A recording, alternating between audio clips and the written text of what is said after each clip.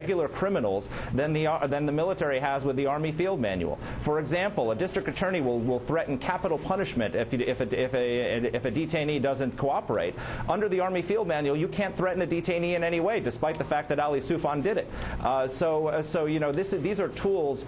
The Obama administration has basically taken tools away from our military and intelligence officials that district attorneys and police departments across the country use every day for interrogating criminals. Daniel, does it make sense for us to only be able to interrogate terrorists or suspected terrorists by using an Army Field Manual that's up on the internet that everybody can read, that knows the limits of the interrogator before they even walk into the room? Well, I think the reality is that the terrorists are expecting more to be tortured. They're expecting to have these enhanced interrogation techniques. If you read Al-Qaeda's training manuals, that's exactly what it says. Now, the traditional interrogation method, what can be called the informed interrogation method, that relies on outwitting a detainee. Now, the great example is Mark likes to quote Abu Zubaydah. Now, it took the CIA program, they had to waterboard him 83 times to start getting information. But with Ali Soufan and another FBI agent, they went into Abu Zubaydah, and in the first hour, they got actionable intelligence from him, so much so that it went straight to George Tenet, then the director of the CIA, who ordered a commendation. Now, how did Ali Soufan do that? He walked into the interrogation room and he said to Abu Zubaydah, "What's your name?" Abu Zubaydah replied, "Daoud," which was his Al-Qaeda alias. He was playing games. So Ali Soufan said, "Okay, how about if I call you Honey?"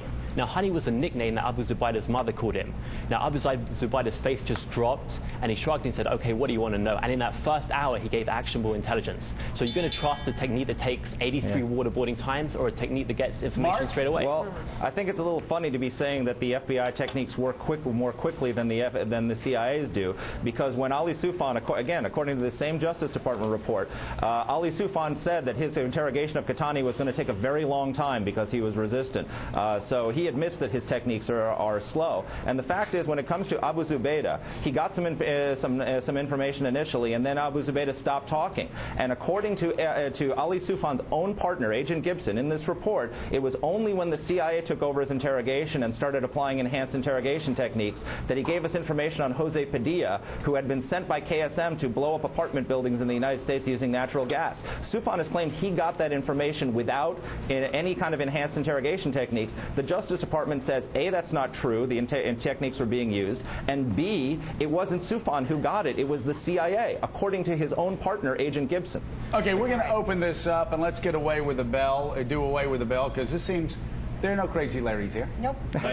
Nobody's foamed at the mouth yet. They seem to, other than Heilman. I could, you know. I know. You're Marxist. You could. Nobody here can handle the truth. Yeah. So you just. Nobody here. Okay. So Mark, why don't we open this up? And Mark, sure. Mark Halpern, do you have a question for Daniel?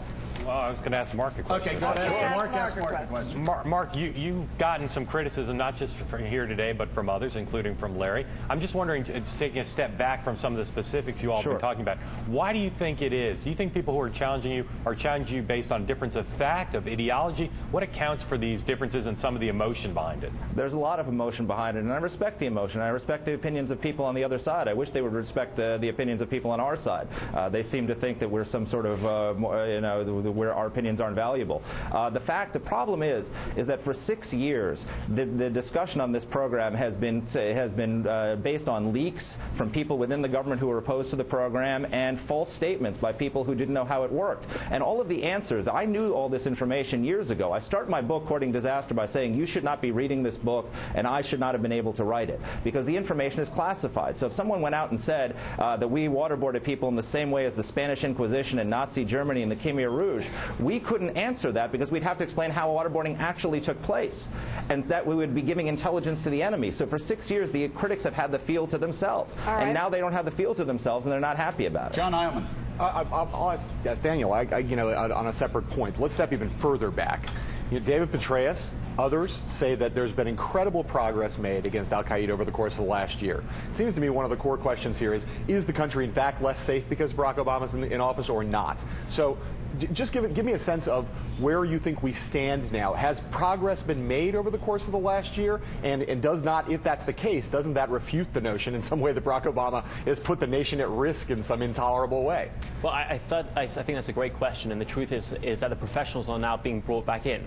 Now, Mark likes to say that there were no al-Qaeda attacks as a result of these techniques. Now, the reality is that that's just not true. Al-Qaeda hit London, 52 people were killed. Al-Qaeda hit Madrid, 191 people killed.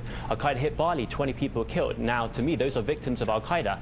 Now, Khalid Sheikh Mohammed, who ran Al-Qaeda's covert operations around the world, he knew the details of probably almost every single cell. But rather than getting information from him, rather than having the professionals who knew what information he might know ask him the questions, instead we had unprofessional people asking the questions, and they end up dancing around information that we either already knew or really wasn't that valuable. So I honestly think lives could have been saved if the right people were in charge. So I think we're definitely safer now that the right people are asking the questions. All right, Mark, we're almost out of time. Sure. I'll give you the last shot at it, but the bottom line is there has been progress. There has been progress made over the past year, has there not? There has been progress, but I want to say something. I think it's very unfair to call these people unprofessional. These people are well-trained interrogators who kept this country safe for 7 years after the 9/11 attacks, and to call them unprofessional is simply wrong and shameful. They were incredibly successful. They stopped a series of terrorist attacks. Now, Barack Obama has eliminated this capability. To say that we're not less safe as a result of that would be if Neville Chamberlain had replaced Churchill in the middle of World War II, and he kept all of his policies in place except he eliminated the Ultra program that broke the German codes to say we're making progress against the Germans. We would be in grave danger without that capability. This is a program that was of the same importance as the Ultra program in World War II. Okay, we're going to have to leave it there. We're going to have to leave it there. Daniel, I want to thank you for being here today and hope you'll come back. Mark, same with you. I know people on both sides and in the middle want to hear this. Give my best to Lawrence. Well, you know what, the thing, it's funny, as we walked off, I said, you really ought to talk to him. You ought to read the book. He goes, nah, in my business, I don't have to read books. Again, the twinkle. That tells you everything you need to know. Well, the twinkle is in his eye. But Mika, seriously, on this topic, it is fraught with emotion. And this is really the one discussion where we have gotten angry at each other. Very upset with each other. We joke about it, but we got to keep talking and we're through both really torn about our positions. Right. Fair enough? Well, there's no doubt, because it's security versus values, and we've got to figure out how to maybe Jeff Zucker can solve the problems we have. Get in the middle. Yeah. He'll be with us next. Also, more with Will.